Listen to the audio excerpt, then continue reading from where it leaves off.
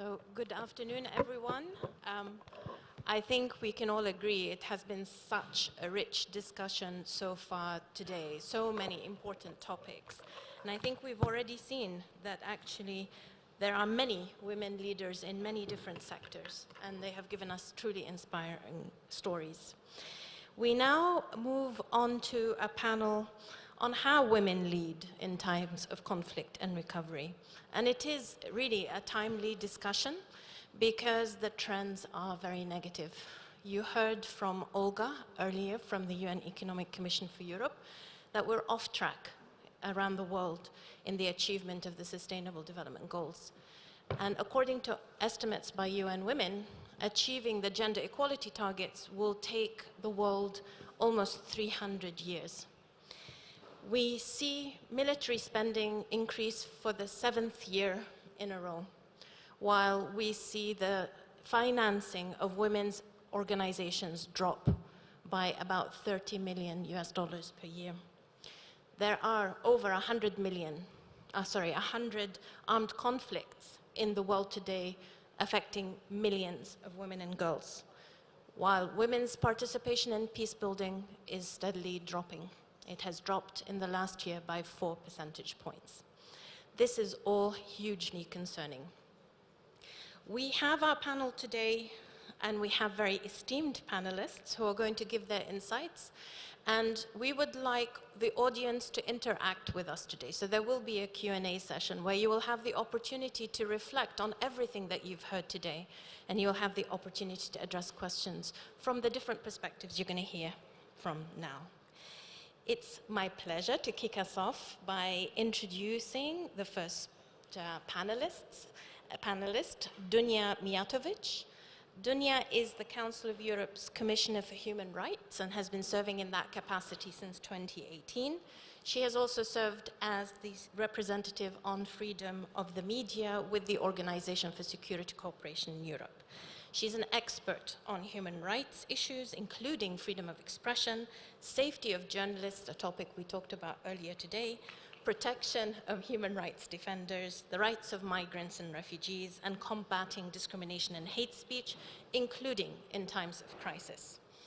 Dunja, it would be wonderful to have you share from your experience what would be accelerators that can push progress generally, but specifically in the Women, Peace and Security Agenda implementation. How can we ensure that women are involved meaningfully and are represented meaningfully in decision-making in these kinds of contexts? Thank you very much. Thank you, President, for bringing us all together for such an important topics for all the challenges that our planet is facing when it comes to equality, when it comes to participation and the issues that you just raised. I will try maybe to give a few hints in relation to the involvement. But the first thing that comes to my mind in order to have a genuine sort of participation is making sure that different groups are represented, particularly the marginalized ones, the ones that are in a way pushed away because of the conflict, because of certain problems they are facing in their societies or in their families. And nowadays you would think, that we are in the 21st century, that we are more advanced, and when it comes to women's rights, we cannot neglect the clear fact that there was so much progress. And for decades, we thought we are getting there. But unfortunately, that's not the case, and I'm talking based on my experience. I'm talking to women, their associations, many NGOs, activists, but also ordinary women trying to take care of their families and survive. And in order to maybe show what I mean, I can use two particular groups of women, and something that was also probably discussed today at length, and something I experienced myself, is related to women refugees, women from Ukraine, in this case, but many other also fleeing the conflict and difficult situations like poverty, no jobs, no possibility to engage and to take care of themselves or their families. So I experienced in March last year at the border with Ukraine from Moldova to other countries, women, girls with children coming out, educated, not educated, the ones that came from rural areas, the ones that just wanted to continue doing their job, and also thinking on how to support their families. So I think there is the time, and those are the moments where we need to show not only solidarity, because solidarity was present, but how to immediately give them a platform to sort of start working and to start engaging, helping their society, but also helping others as well. And this has been a challenge now for many months, I would say, in many different here Council of Europe member states, but even beyond, on how to do this. I think we succeeded to a certain length, but in general, I think what is also missing is government's policies that would immediately look at those issues with more sort of clear view on what needs to be done. So I think there was something that I was trying also to communicate to the Council of Europe member states and the governments in order to do more apart from just giving certain funds and, you know, the roof, you know, which is like something that all you know, trying to run away from the conflict and put their families in some kind of safety are looking for. But there is a need for much more. And the second thing that I think is absolutely crucial is related to gender-based violence during and after the conflict. And as we sadly know, women are disproportionately affected by conflict-related violence, including sexual violence, which is also something that was experienced, unfortunately, and something I heard during my first visit to Ukraine. It was during the visit in Bucha when I heard for the first time something I thought that I will never hear again, particularly coming from Bosnia and Herzegovina. And what happened in ex-Yugoslavia in the 90s when it comes to this kind of violence was in a way neglected. So I thought now we learned a lesson, we will do better. But unfortunately, we did not. And this is another category of you know, women I would like to mention, because you know, they're in conflict or post-conflict situations. There are also, women are also confronted with the domestic or other forms of gender-based violence. And there, if they do not have access and if they do not have immediate sort of place where to go and how to deal with these issues, and they are not left alone, like it happened on many occasions and many examples that I had to experience during my visits to different countries, I think is something that can be taken into account before moving forward on this discussion. Thank you. Thank you so much. I think you picked some key points here in terms of something, a theme we heard earlier about, like looking at who is represented when decisions are made, who's there at the table, and understanding that women who've experienced these horrific things that you've talked about are experts in terms of what they need to move on. We now move on to our next panelist, Irene Felin, who has been serving as the Special Representative of the NATO Secretary General for Women, Peace and Security since 2021. She is an expert on women, peace and security and a peace builder, and she brings with her over 15 years of experience. She was instrumental in establishing and coordinating the Mediterranean Women Mediators Network that was supported by the government of Italy, with the aim of increasing the number of women involved in peacemaking and making sure that there are high-level women mediators at the local and the international levels. She was also responsible for founding the Italian chapter of the Women in International Security. So you bring a lot of different perspectives to this conversation. And I think we've heard, I mean, we have to look at the devastating impact of conflict on women, but we also need to recognize the agency of women and that they are courageous, transformative change makers. So how can we challenge and overcome those societal and cultural barriers that don't recognize this leadership of women and that does not allow them to fully realize their potential as change makers? How can we, as multiple stakeholders represented here, create an enabling environment to make that change happen and support the many women that are out there on the ground trying to make change happen? Over to you. Thank you, Alia. And let me first thank you, Madam President, for the opportunity to come back to Tbilisi, into beautiful Georgia, after my first visit in February this year. And I'm particularly happy to be here with different stakeholders, as you said, because that's the question of participation of women and increasing the number of women and the meaningful participation can be the result only of a multi-stakeholder approach. I bring, as you said, different perspective, being coming from civil society and having now the honor to represent the Secretary General of NATO and bring a completely different perspective to this agenda. Participation for me remains the main pillar of Resolution 1325. This is the only way in which then we can enable the other dimension of the agenda, protection and prevention. It's only if women fully participate in the entire peace cycle and conflict resolution that we will achieve some results. Often the approach has been to fix women and try to solve the problem by trying to find what is missing in us, how we can do, we do training, we do capacity building, and they remain extremely important. I would never say the contrary, but as long as we don't give women the opportunity, all the competencies, the skill that we can develop, it will be never used and applied.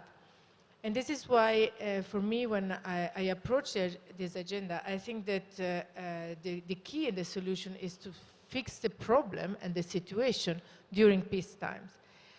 As you said, and not during conflict. We will never be able to see more women participating in conflict management and resolution as long as we will not address the structural barriers that are hindering and creating challenges for women to actively participate in public life. And there are different ways of doing this. We can be leader in politics, but we can be leader in civil society.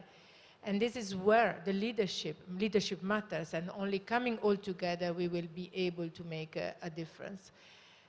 We also try to do this in NATO in our context. I know for me, you mentioned something that I will be very frank here. It's bringing my two parts of coming from the peace building and from the international, for the civil society organization and working for NATO, seeing how this agenda can be addressed in different ways. You mentioned the defense spending, and you mentioned the decrease in investment in funding women's organizations. I hear this and I acknowledge this.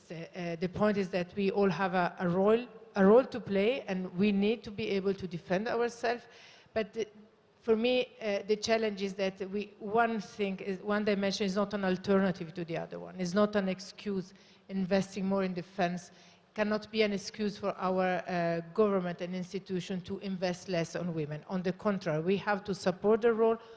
And COVID also taught us many things. The way in which we fund the women's organization is not the right one, because the way in which we support them is not sustainable for women.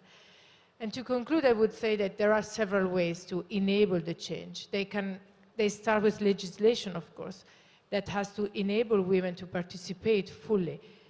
It was mentioned early this morning, quotas. Quotas is a very controversial tool. We all would like to say that quota should not exist, but unfortunately, there are moments during history where quota are necessary.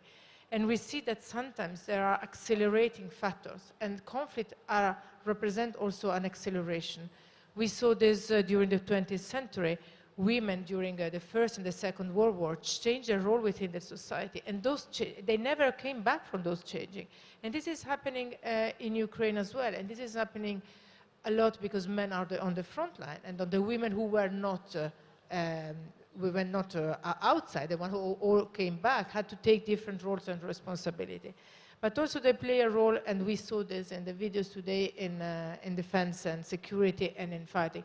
And this is the area where I'm focusing my work right now to see how the war has had an impact on women in the armed forces in their entire life. And it is important now to look at this dimension, and already looking at peace and recovery and reconstruction, and bearing in mind that we need to do this now while the war is ongoing, and not to wait until peace will come to remember and remind leaders that women have a role to play, and we need to bring a gender perspective, because this will be too late. Thank you so much, Irene. I think you've put a lot of points forward, and I can see Chiara is going to want to come in, but let me introduce you, Chiara. You have also a very illustrious career.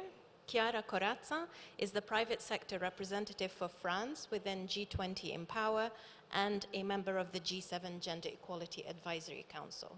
She served as CEO at the Women's Forum for the Economy and Society, and as Director of International Affairs of Greater Paris, she implemented many impressive initiatives and established cooperation between Paris and many global capitals. She's also a member of the European Economic and Social Committee for France and of the Arab International Women's Forum, and has been nominated as the French Foreign Trade Advisor. And I think you were listening very carefully to previous panels that were talking about economic development and trade, and you've heard the former panelists here talk about different issues. But I think you have a very interesting perspective for us, because we'd like to hear from you your views on how innovation and technology, as well as women's economic empowerment, can support our ambition. What we've heard Irene talk about, tackling those structural barriers, but also to have this women-centered, inclusive conflict prevention, transformation, and peace building. Thank you so much, Alia. Thank you so much for summarizing my 46 years career in some words, in a very nice way. But I really would like to expand a very, very heartfelt thank you to Madame la Présidente, not only because you give us this opportunity to share our vision, to learn from your nature, to see friends and meet our friends, but for what you are doing. I can tell you that in France, you are more than a role model for what you've been done, not for only for your country, but as an image of women that can really be change maker. Then I really would like to put you distribute. It's not my only one. It's really a very general one, and we're I'm very proud to be here in this wonderful event that you organized. And this event is really important because I just would like to underline for the young generation here that we are in front of a sense of urgency. We are experimenting, the world experimented the worst exceptional, unique, multi-crisis, financial crisis, stability crisis, economical crisis, social crisis, demographic crisis, that it's widening the gaps between the global south and the global north, democratic crisis with populism and extreme taking the power more and more. Of course, health crisis, sanitary crisis, because COVID is not finished, and energy crisis. Of course, very urgent, important climate crisis, food crisis, and all this come in addition at a revolution that was undertaken since many years, the digital and technical revolution that had been accelerated during the COVID. And what does a general, many of you are experts in war, when they want to war, they take all the talents, all the resources, all the assets. Is what we're doing? We're women. Where are women? We're women to face all these challenges, to tackle and to find innovative solutions.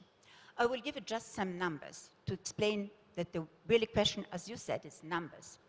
11% on cybersecurity. Cybersecurity is one of the worst danger that we have. We are preparing the games next year in Paris. We are absolutely terrified at the number of cyber attacks that we can have each second.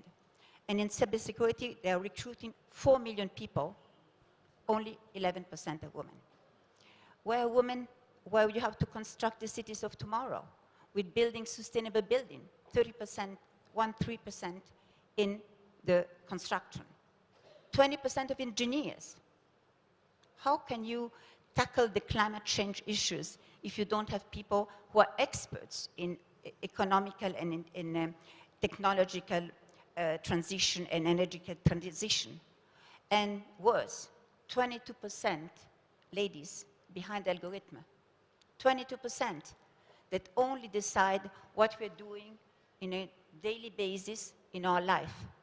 That means that those algorithms, this AI, has the danger to be scaled up and to increase not only bias, stereotypes, and make dangerous things. For instance, you all know the story about the facial recognition. It's accurate for 99% of men and only 35% of dark-faced women. You know if you want, what you can do if you want to be a terrorist, and so on and so forth. As a result, you have only 6% of women CEOs. When I say as a result, it's because all this is linked, and I will explain you when we talk about peace. You have only 2% of women at top management in finance, and that means that this important decision in economic system are taken by men. And you know the numbers in parliament, 20% of women in parliaments, 37% of local authorities elected, very few balanced government, and so on and so forth. Then where are women to tackle those issues? This is the real problem. And what are we doing? What are we trying to do? We know that this world is changing very quickly, and we know that 85% of the jobs have to be invented or reinvented. You and I don't know what this job will look like. It comes very quickly. But we all know that that links STEM education, STEM competences. That means that if we want to be there, where we can really bring a contribution to change the world, we have to have the same competence, skills than men. To be there, to decide where to build a bridge, where to make an energetic transition, where to build algorithm, and so on and so forth. And we could come to peace. It's the same. If we don't are there at the negotiation table, men will decide for us. And men are not worse or best than us. But we need this diversity, we need this complementarity to take the right decisions. And by the way, we know that women are more keen to prepare and to maintain peace and have a long-term vision that we all know. And then there's another topic that's linked with all this. It's the access to capital.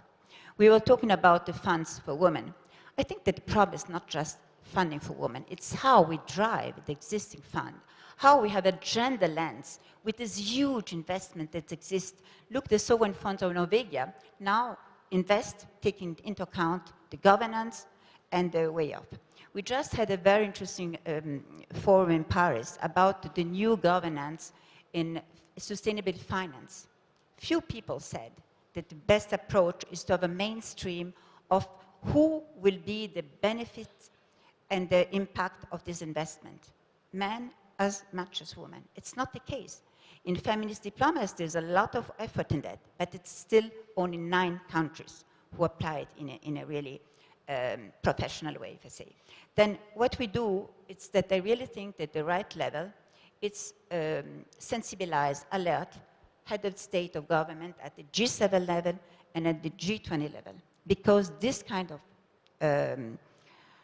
change of mentality, change of paradigm should be done with decision taken at top level.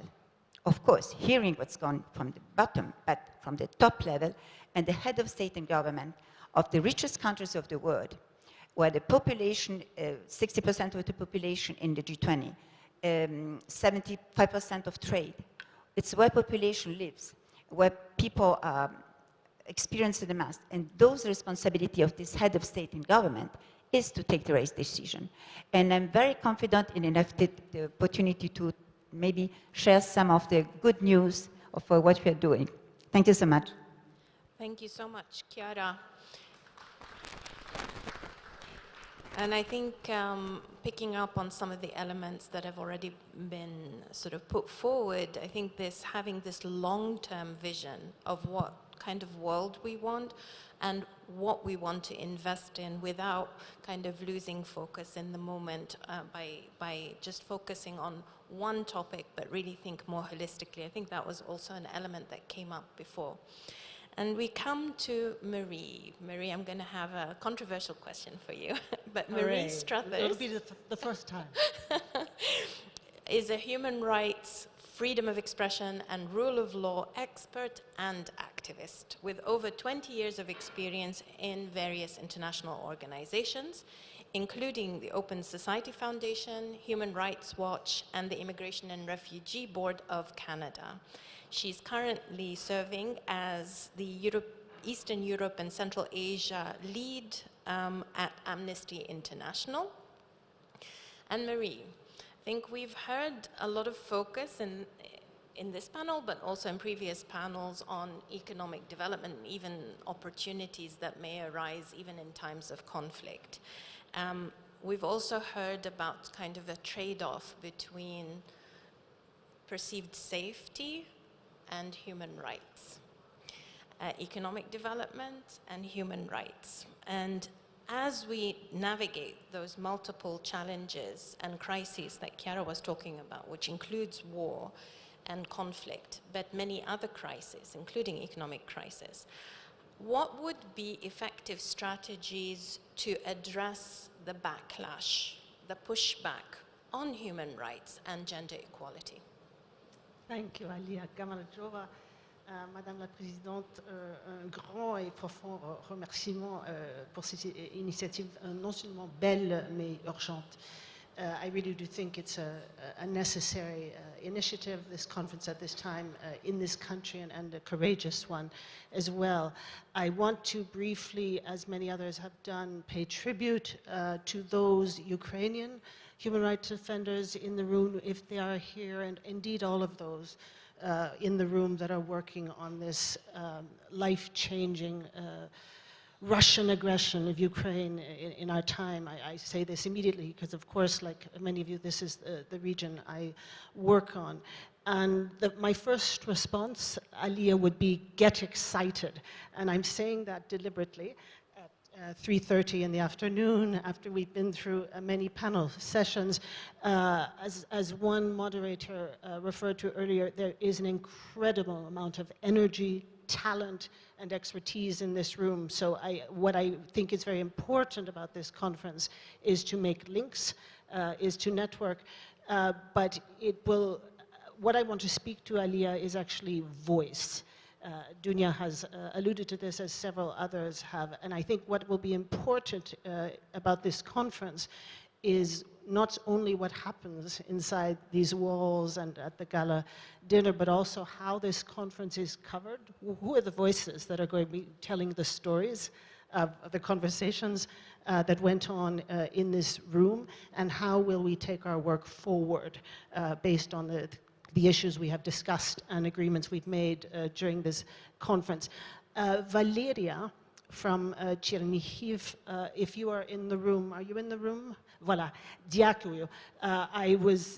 You broke my heart with your presentation. That is a very almost irresponsible thing to say, that you broke my heart, because of course it is much more important to pay tribute to the young woman who you portrayed, whose legs were forever broken. And of course her heart is a much more solid and bigger heart than my own.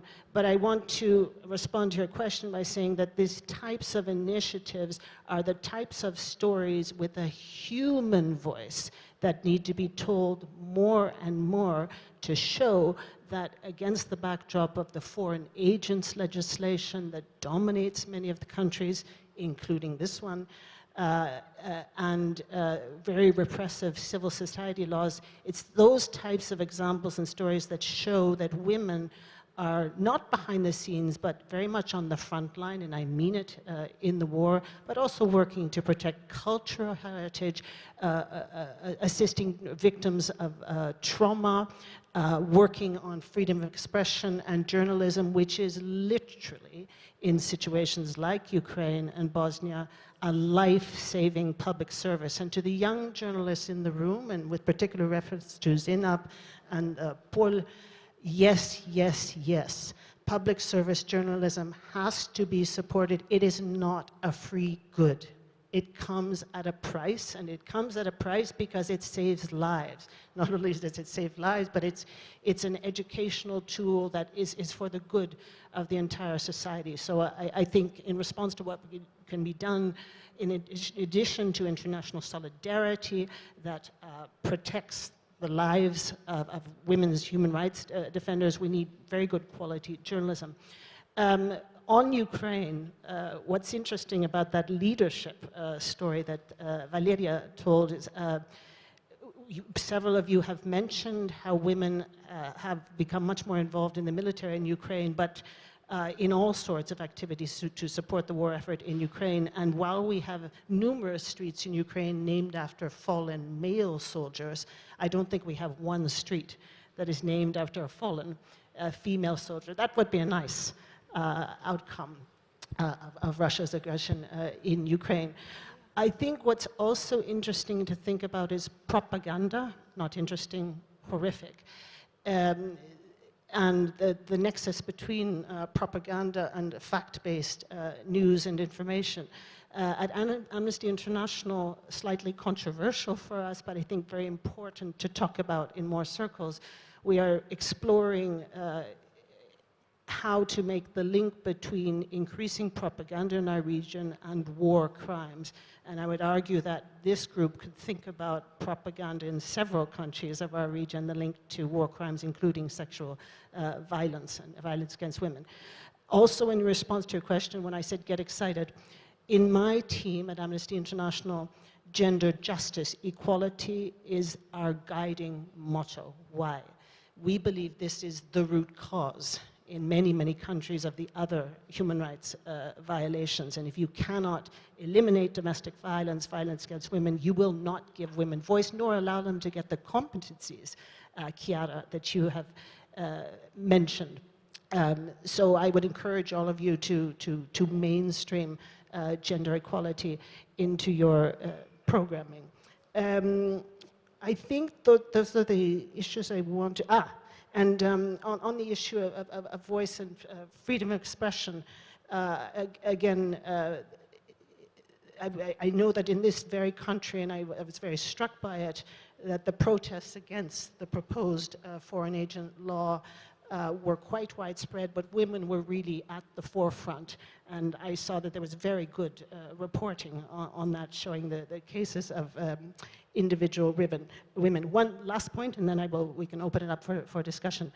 While you have mentioned, several of you, digitization and the internet and access, the bad side of the internet and social media is that, as you probably know, violence against women, abuse, misogyny is much disproportionately targeted at women. So we need to work with the big tech companies to make sure that they put in place policies and safeguarding techniques. Voilà, that's it for now. Thank you so much, Marie. And I would like the audience to get themselves ready to ask questions, and the panelists from other panels might want to pose or reflect on some of the things that they've heard today. But before we do that, maybe just to go for some reactions from the fellow panelists to everything that you've heard. Dunya, you're the first one to speak, and now I think you may have some reflections from what you've heard. Many. We heard, most of the things that, at least in this room, we all agree. And it's very difficult to oppose any of the issues among ourselves here at the panel, but also among the audience.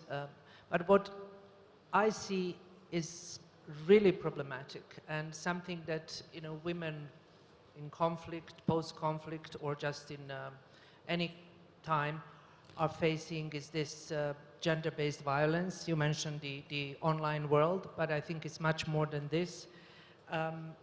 Now, what we see when it comes to women's rights, we see that women are targeted most of the time by certain groups, organized or not organized groups that are in a way hindering the progress, undermining everything that has been achieved in the previous decades, and with the language that is used, And here we come to propaganda and the word gender and the Istanbul Convention, which is in a way a landmark document, something that is of extreme importance for many countries, and the manipulation around the whole of this topic and the way this affects women's rights, but also going deep into the well-being of any woman. And here I'm talking about access to sexual and reproductive health and rights, which comes, you know, as a first thing to my mind, because this is what I face when I go to different member states, that it's more and more restricted even in the most democratic countries. And this is somewhere, you know, hidden, but is most of the time also very visible that we are moving in a very negative direction when it comes to this. So I think there is a need also to do more for the vulnerable ones, for the women that are looking for this kind of, you know, health access, but also in general, it is not the topic that is discussed as much as it should be. And I see it as a direct, clear, and very dangerous attack to anything related to the safety of and well-being of a woman, or family, or society in general. Thank you so much. If members of the audience have a question, please or a reflection, please raise your hands and we'll give you the microphone. And I will want to come back to Irena, Chiara, and Marie. Please go ahead, Florence.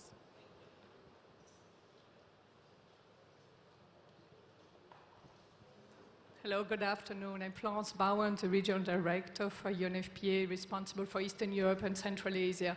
So thank you so much for your intervention. I couldn't agree more with what is being said, and just taking the latest topics that were mentioned, like the impact of gender-based violence, in particular in conflict situations.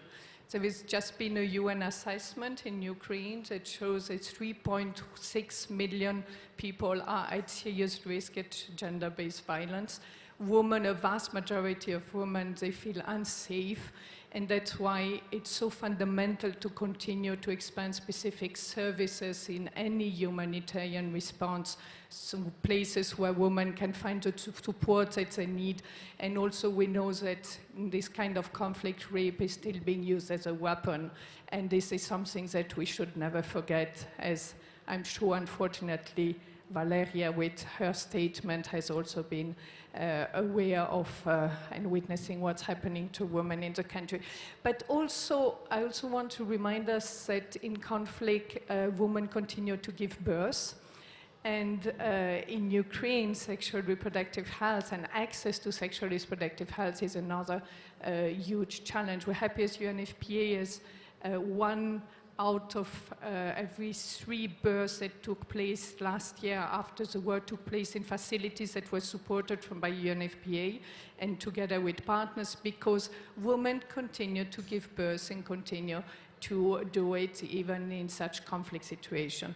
So beyond everything that was said and beyond conflicts, it's fundamental to invest in gender equality, to invest in sexual reproductive health, and I want to reiterate that we're getting towards the 30 years of the ICPD, International Conference on Population Development Program of Action, that 30 years ago where countries have been committed on sexual reproductive health, on gender equality, on gender empowerment and young people. And we'll have a conference for Europe hosted together with Olga, UNECE and UNFPA on the 19th and 20th of October. So that fundamental moment to recommit all of us in this room and beyond to everything that has been committed to in that conference. Thank you so much. Thank you so much, Florence.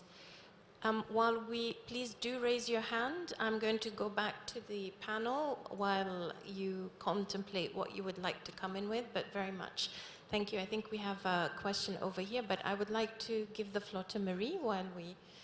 Thank you, Alia. I just wanted to respond briefly to you're absolutely right. And at Amnesty, we conducted research on all the countries of our region post-COVID.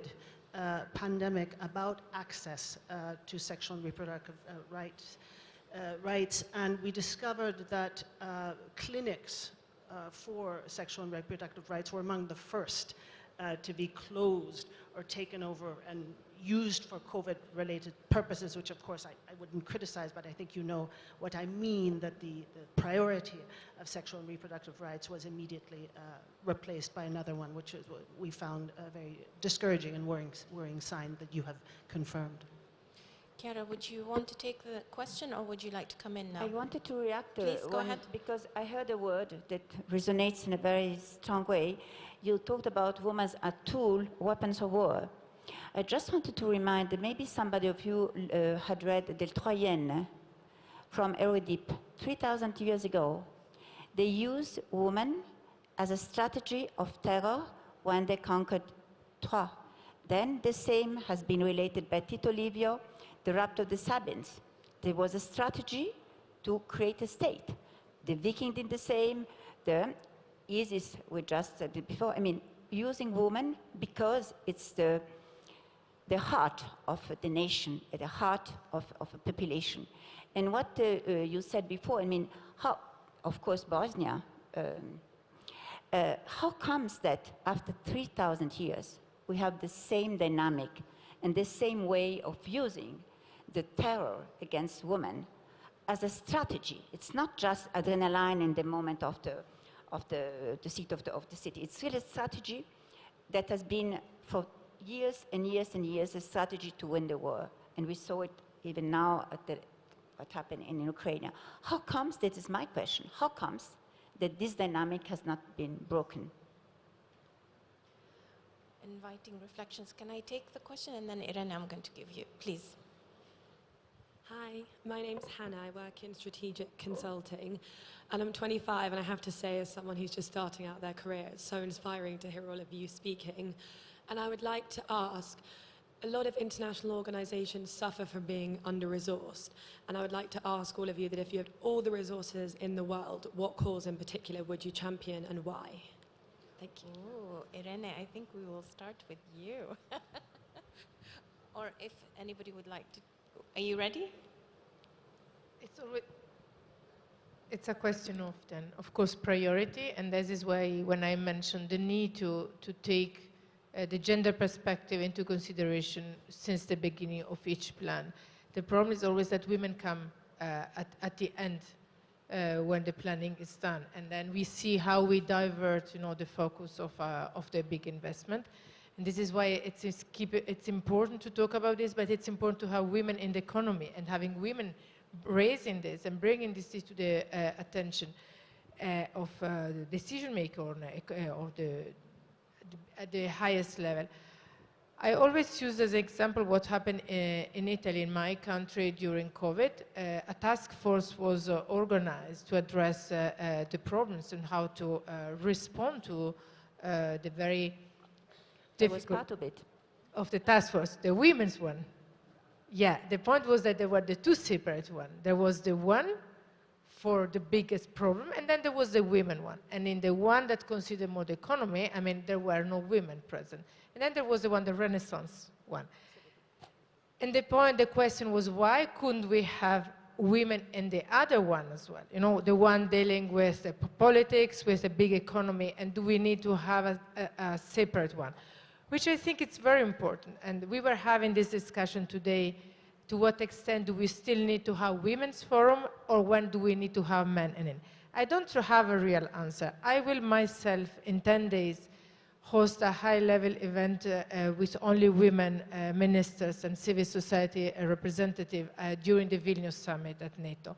And I will say that this is a controversial decision, because then men want to be present. And I say that I think it's extremely important. But then sometimes we still need a safe space to discuss and exchange. So I don't think that there is the right answer. But when we are there to develop mechanisms to take decisions that have an economical impact on the country, I don't see why we should have separate, we can have separate, but why excluding women from the core? And that's, I think, the problem. And I will never think it's that we repeat enough that women and the gender perspective has to be included since the beginning when we do our planning and we take our decisions. I just wanted to go back to you because you are involved in climate change. And we know how young girls, young women in general, are so dedicated and committed to fight against climate change because we are the first victim. As you know, we are 80% of the refugees in climate are women. And we women, we die 14 times more than men by climate change. And of course, we suffer on a daily basis of what happens. But what is the issue? I will come back in a very stupid thing. It's money. Money. Money, c'est le nerf de la guerre. That's why, for instance, in the G7, we are trying to see how we can give access to capitals, to ownership, to develop entrepreneurship, including in climate change. There are so few startups of women in climate change because they don't access to venture capital. Only 2% of global venture capital goes to startups led by women. Then one of the things that we are working in is really how to find a new imaginative solution to give better access to women entrepreneurs, especially, to capitals and financing. And guess what? There's a very simple one, that the responsibility of the head of state. It's public procurement. We have 242 million women who own their own companies worldwide, small, medium, big one. And the access of less than 1% of public procurement. And when you know that public procurement represents between 10 and 30% of national budget, you can see the amount of money that women are missing to develop their enterprises, including when they want to fight against, for purpose in good causes. And this is one thing that we proposed to Chancellor Scholz during the G7 under his presidency, and invite you to read the GIAC report on the website with some very practical measures. And what we did in Italy, if I just have 1 minute, because it's a good idea that we propose, what we did in Italy during the Draghi presidency, we did a law that's called simplification law, not a law for women, but it favors women to go to the tenders. Because in fact, we give extra rewards to companies who respect the law in terms of salaries, respect the law in terms of equal opportunity of career, respect the laws in terms of hiring, respect the laws in terms of maternity leave, paternity leave. I underline always the importance of paternity leave to change the mindsets. And of course, respect the laws in terms of governance. And we were talking about quota. Myself, I'm not a quota woman because I entered in the boards before, but I can tell you that I don't know one single country in the world that there are more than 25% of women in the boards without quota. And now in France, I'm very proud we have a law that's absolutely innovative. It's the law Rixin that has been voted last year. It's not so well known, but it will really change the mentality because it helps to prepare the pipeline to access to the executive committees in the companies. 30% mandatory from now to 2025 and 40% mandatory from now to 2040, with very strong penalties if you don't apply it. I can tell you that the companies prepare the pipeline. Thank you so much, Chiara. I think you've given a lot of food for thought. I'm a big advocate also for gender-responsive procurement or procuring, buying from women. I think you've given some very impressive numbers. I think private sector has a big role to play as well as the public sector in this regard. And it really speaks to the point about investing differently. It's not about new money. It's the money that you have. How do you invest it differently? So I think this is a very clear action. I'm going to come to the other panelists to either reflect on what you've heard or, you know, what is one takeaway? Because I think Chiara has given something very practical that can be taken out of this room in terms of actions that can be taken by different partners here. So I'm going to invite the other panelists in like 30 seconds or less, your takeaway. What do you want the people from this room to walk away with as a key action or something that they can take into consideration in their work moving forward? Dunya, I saw that you wanted to come in. Did you want to start off? It's not necessarily related to what we discussed already, but it's related to the topic we are discussing. Not to forget to engage and involve girls, so young women, but also boys, not to forget about talking about these issues without embracing diversity.